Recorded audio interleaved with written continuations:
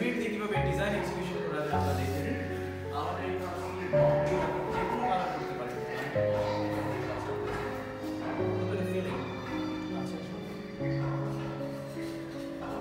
এখানে আপনারা দেখতে পাচ্ছেন আমরা একটি ট্রি করেছি, এটি স্টোনের তৈরি। ওয়াটার লেয়ারটা এই কালারটা হচ্ছে আপনারা ইচ্ছা করে যে কোনো কালার করতে পারেন। ক্লায়েন্টের পছন্দ অনুযায়ী আমরা এই কালার করেছি। আপনারা জানেন এই টোটালি কাজটা কমপ্লিট হয়েছে আপনার সিমেন্ট দিয়ে, এবং এই কাজটা কমপ্লিশন করতে 10 to 15 ডেজ লাগে ঢাকা সিটির যে কোনো প্রান্তে।